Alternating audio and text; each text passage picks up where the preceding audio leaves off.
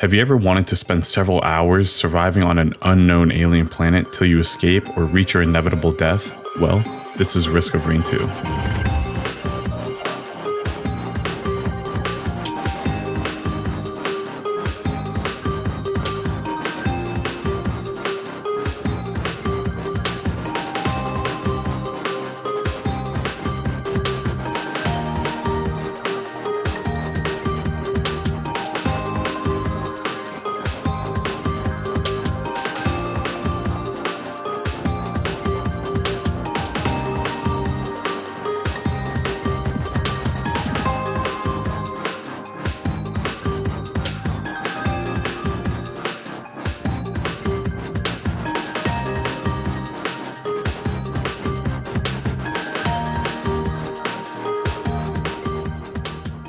Risk of Rain 2 is a third-person action roguelike game, in which you choose from a gallery of survivors with varying skills and abilities. You'll be forced to survive by fighting off endless hordes of hostile creatures that inhabit the planet Petrichor 5. But don't worry, there's plenty of useful oddities around the planet to help you make your way through. Unique to Risk of Rain is that it's constantly becoming more difficult as time passes in-game.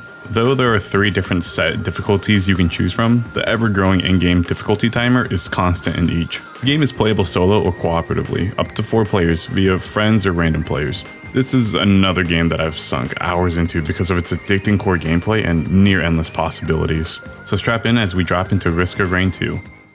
To some, it may be a surprise that this game is a sequel to the original Risk of Rain. I know, crazy, that's what the 2 means in the title. Who would have thought? Not me.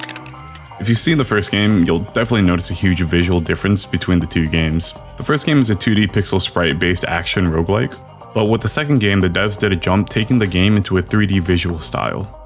I enjoyed the first game's sprite work a lot, but I have to give it to them for being able to translate the same style of the first to the new 3D models.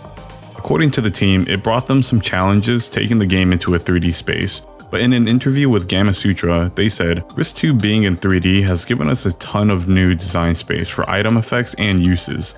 Speaking of visuals, this game's art direction is simple but very unique, from its environments to characters. And the characters play as cool as they look. Each character you play as in the game has vastly different playstyles from one another. I won't go into full detail of each survivor, but here are some. The Commando is one of the first default survivors you have unlocked from the get-go. He's one of the easiest survivors to play, being a well-rounded combatant with no major downsides or upsides. The Huntress is also unlocked from the start as an alternative choice to the Commando. She takes the role of a glass cannon. She has the ability to sprint and shoot arrows with her auto lock-on capabilities. You'll find yourself zipping around through the stage mindlessly hurling arrows. Also unique to her, she has some of the most questionable fan art online. The Engineer plays in contrast to most of the other survivors, having more of a defensive loadout. He sports 2 turret buddies that are stationary but have the same upgrades as you. Along with them, you'll find yourself juggling from launching grenades at enemies to using his bubble shield to protect yourself and allies from harm. The Mercenary is a close quarters melee survivor with a laser sword to slice through his foes up close and personal. This katana-wielding badass will be constantly on the move, swiftly striking down foes with ease. It may seem like long-range enemies can best him, but he can quickly teleport to them or use his special ability to kill all foes in his vicinity while being invincible to their attacks. There are plenty of other unique survivors I didn't mention, but all characters have alternative abilities you can unlock which may drastically change their playstyles, such as unlocking the Carbonizer turrets for the Engineer, which unlike the default turrets, these ones will follow you wherever you go. So as you play, you'll defeat enemies in each stage, rewarding you with money to spend on many interactables. And these can vary from machine allies to aid you in combat, and relics with different effects. The main interactable are chests that randomly spawn on each stage full of items with varying rarities. These items can give you special effects or buffs that benefit your character in different ways. A common item you can receive is the Lens Maker's glasses, which give your attacks a 10% chance to critically strike, dealing double damage. There's the Hopu Feather, which on gain you get +1 to your maximum jump count. Or the Soldier Syringe that increases your attack speed by 15%. Oh, and did I mention you can keep stacking these items by getting them multiple times from chests or other interactables. So if you wanted, you could have an endless amount of jumps from collecting Hopu Feathers. You got 6 of them? Well, that's 6 extra jumps you've got. I also love it when games visually show the items you've obtained on your character. It's hilarious to see your character transform into this abomination towards the end of your runs from all the items you've collected. To spice things up, there are lunar items that you can get from lunar chests, or the lunar bazaar shop. These items have positive effects but also come with their own negatives, however you may see it. But to get them, you have to use a permanent currency called the lunar coins. You can get these from regular enemies dropping them or secret alternative means. One of the lunar items is the shaped glass. It increases your base damage by 100%, but reduces your maximum health by 50%. After dozens of runs, you'll get familiar with items and learn to know which items to prioritize with survivors or experiment to make entirely new builds. Like getting the bustling fungus for the engineer, which after standing still for 1 second creates a healing zone that heals yourself and allies in it. With this item, the engineer's turrets can greatly benefit from it since they always stand still, making them able to heal themselves as well as act as a healing spot for yourself and teammates when in a pinch. Synergies like this one are available to all the characters, making it even more enjoyable to try each one out. Now, to progress through each stage, you'll have to find a teleporter that requires you to fight a boss and charge it up by staying in its limited vicinity.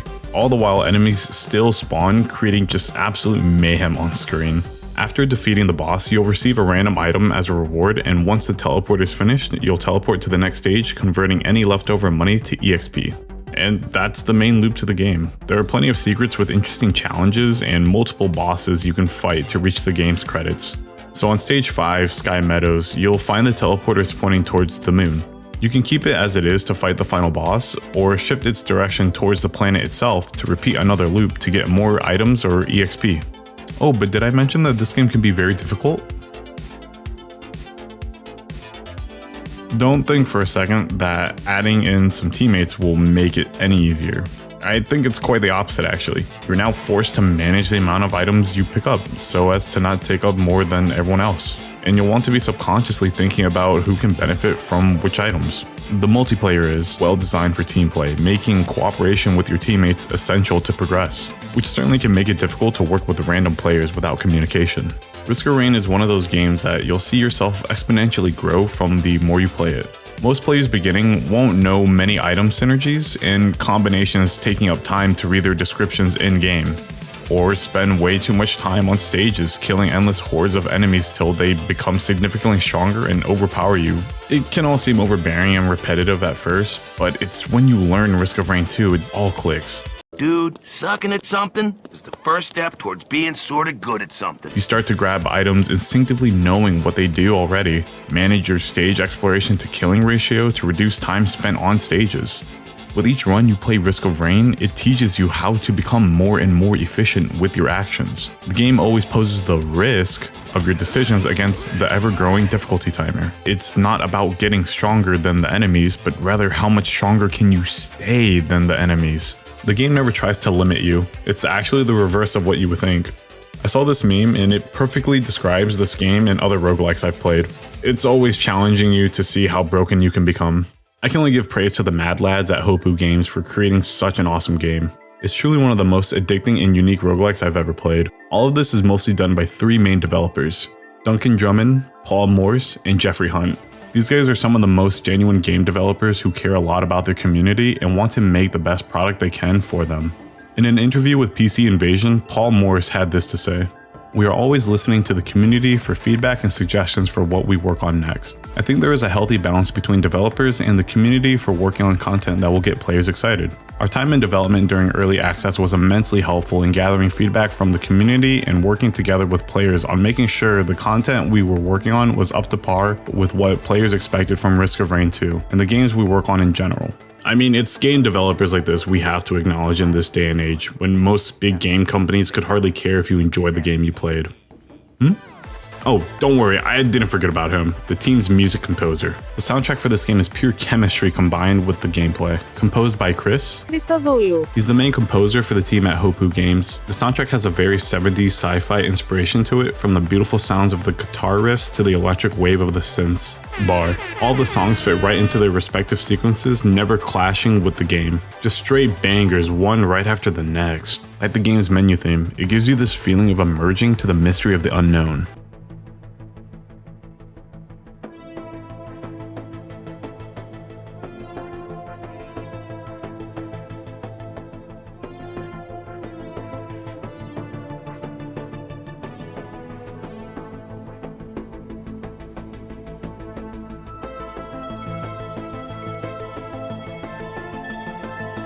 The theme to Sky Meadows has a slower paced tone that matches the serenity of the purple landscape, all the while nudging you to keep going on after making it this far.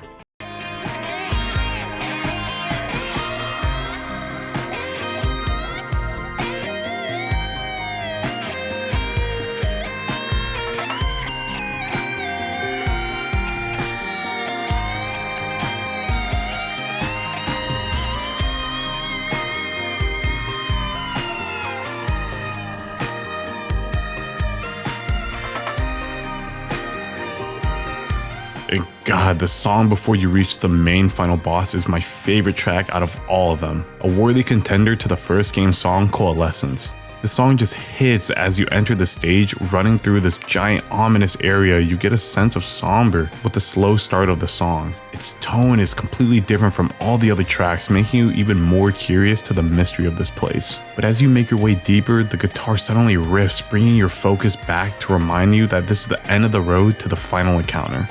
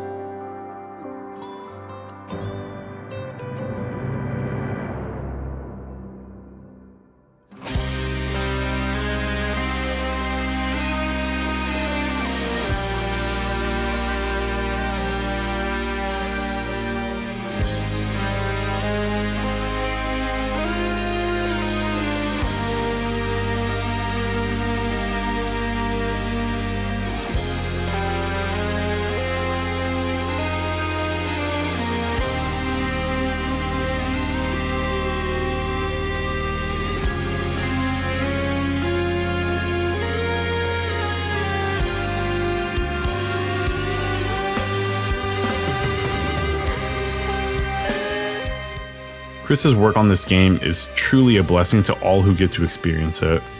Related to all I've talked about, the game is packed with interesting and creative ideas.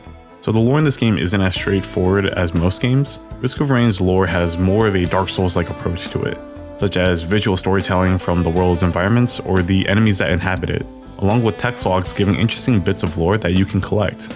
The lore is definitely not front and center to the game, but it's pretty neat to try and fit all the pieces together. There's also plenty of lore videos made by other players theorizing what the entire story is about that you can watch as well. I also want to mention that Risk of Rain 2 had its first major DLC, Survivors of the Void, that was released this year in March. It's honestly what most fans wanted and more. It gave us 2 unique survivors to play as, new stages, new enemies, and of course, new items. I personally enjoyed that it expanded upon the concept of the Void, fleshing it out more lore-wise and lending a fresh mix-up to the gameplay. I won't go into a huge tangent about the rad tracks made for the expansion, just know that they slap. I hope they've got more planned for the future because based off of this first expansion, I'll eagerly wait to see what they've got cooking up. But for now, we can enjoy the efforts of the modding community. Hey, it's me, Goku! Please add Chef. Yo, thanks for watching my video or listening to it. I guess this was more of a recommendation than an analysis video, but I wanted to give a shout out to the Risk of Rain community for helping with this. I don't have much else to say here, so go watch one of my other videos if you aren't tired of hearing my voice already. Cool, I'll catch you later.